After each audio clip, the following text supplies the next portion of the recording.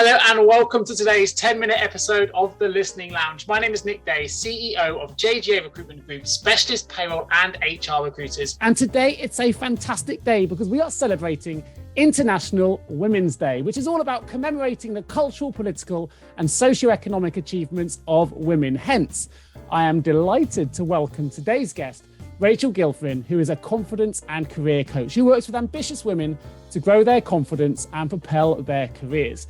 Last year, the UN theme for the International Women's Day was Women in Leadership, Achieving an Equal Future in a COVID-19 World.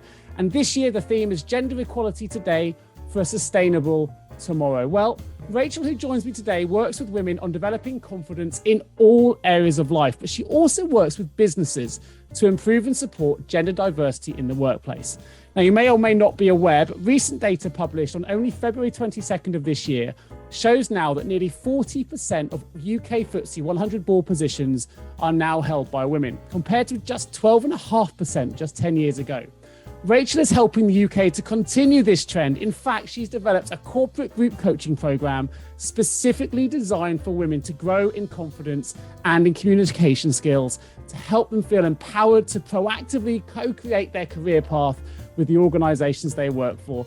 I'd love, though, if you can, just tell us a little bit more about your shift for yourself and in that mindset, really, that helped inspire you to launch Rachel Harriet coaching business. Yeah, of course. I think really for me, at the time I was working within my corporate role, which was in the technology industry. And I was really keen to kind of really begin to move forward in my career and progress, but I just felt so challenged in being taken seriously and having my voice heard. And the challenges that I was having was that I didn't know how to effectively articulate myself. I knew that there was so much there, but I couldn't really bring it to the surface. And the shift that happened for me when I started to look at, listening to different podcasts and understanding more about mindset was really just this comprehension of choice and decision. And the fact that we can make a decision to look at things in a way that positively contributes towards a goal or negatively detracts from it. And quite a lot of the time when our minds are on autopilot, what we're listening to is unfortunately limiting beliefs which are detracting from the goal that we're trying to get to. So that shift for me that really made me stop and think about the way I could change my approach was definitely all about looking at that decision. What is it that helped you make that complete sort of 360 mindset shift from someone who was feeling anxious at the time to actually launching a business focused on delivering support into the areas, I guess, where you felt initially you had potential challenges? Yeah, absolutely. Well, you've hit the nail on the head. The reason that I wanted to start that business to support other women was because I'd had the challenges. I knew that I had so much more to offer, but I just didn't know how to get there. And I think that the challenges initially in articulating myself were all down to confidence. It was very much about really looking at believing that what I had to share was of value. Okay. And when I began working on that confidence, the articulation of where I wanted to go and refining my communication skills in line with that all came together really nicely, which I guess, you kind of lean towards this in the introduction is where that 3 pillars come in, because it all starts with mindset and then building confidence to look at, okay, actually, maybe I can do this. And then the communication skills can be refined to such a fantastic level to really reach and resonate with people because those other 2 things are already in place. And for you, it is International Women's Day today. Clearly that you have a calling to really support women in particular. You've aligned yourself specifically to supporting women. The first line on your website, which I love, it hits you really straight between the eyes here. Ladies, unlock your potential. It's kind of the first line on your website, which I love. Why in particular, though, do you find that women struggle to be understood or seen at work, as opposed to men, or why have you particularly aligned yourself with the women's cause?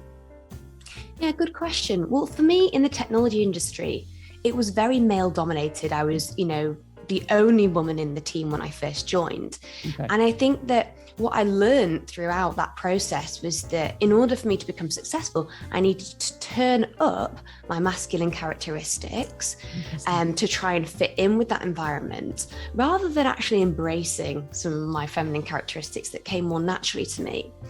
And what I found over the years and the work that I do now is that, you know, particularly women are subjected to a lot of different behaviors, unwelcome behaviors. And some of these common workplace challenges that we have are things like, you know, less access to high profile jobs, lack of senior sponsorship. So if we don't see anybody who is also a woman who has progressed, we just don't believe that's possible for us. There's a lot of things that happen in, you know, workplaces, unfortunately, still, such as microaggression and microaggressive behavior. And I kind of started to have a look at all these different experiences that women collectively were sharing with me that they were having. And I thought to myself, all of these things, it's sort of behaved as conditioning over the years. And when it comes down to it, they're just chipping away slowly at our confidence, so that when a new role does come up, we don't have the confidence to put ourselves forward as women, because there's all this conditioning about what is actually possible for us. So I think that particularly almost acknowledging and validating the challenges that women have is almost like a bit of a sigh of relief for them, because I think actually, yes, you know, we have been through that. And I think that with organizations, they tend to look at creating a fantastic culture from the inside out, which is always great. But what they sometimes don't consider is the fact that this conditioning and this behavior that women have experienced is very likely to have gone on prior to this individual joining their organization. So you can create the best culture or the best environment that you want from that place, but we actually need to acknowledge that there's already some things there that have really enhanced how women tend to behave towards career progression.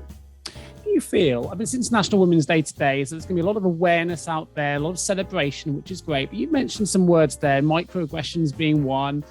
Sometimes that just do the amount of time we've become, I think the word you used was conditioned to respond in a certain way.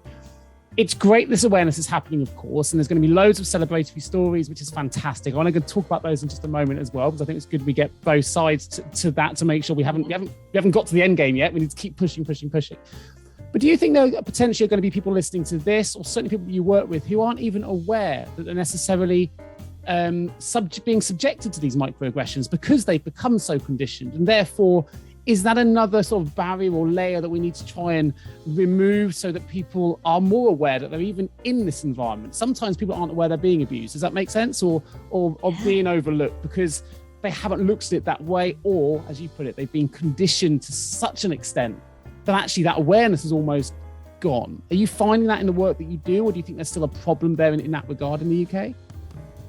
Oh, absolutely. I think there is still a problem. I think especially within organizations, if the behavior is coming from a specific number of sources, what we tend to do is normalize it.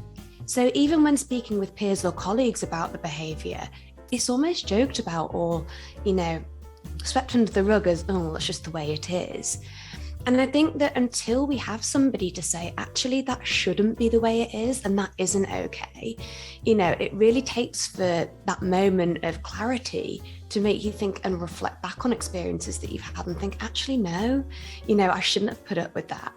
And I think another thing that's a challenge for people in this situation is they watch or witness other people go through that. So, for example, they could be in a meeting and somebody could speak over someone and kind of just dismiss what they were trying to say. If that person then doesn't react or say anything back, that behavior is normalized. So what I'm trying to spread the message of as part of International Women's Day is all about calling out that behavior in a way that doesn't feel, you know, confrontational, because it doesn't need to be. Sure. It's simply a corrective measure, you know, calling out that behavior and calling out the behavior on behalf of others as well, who perhaps don't have the confidence to do that, because when we start acknowledging it and calling it out, you know, everybody else will begin to notice as well. It just leaves me to say, I hope you're all celebrating a wonderful International Women's Day today. Please make sure you let all the women in your life know that you want to celebrate their successes and what they've done for you, if they've inspired you in any way. And I just want to say a huge thank you to Rachel for joining me today. Well, thank you so much for having me on. It's been a fantastic way to celebrate a great day. So thanks, Nick. My pleasure. I look forward to being in the next episode real soon.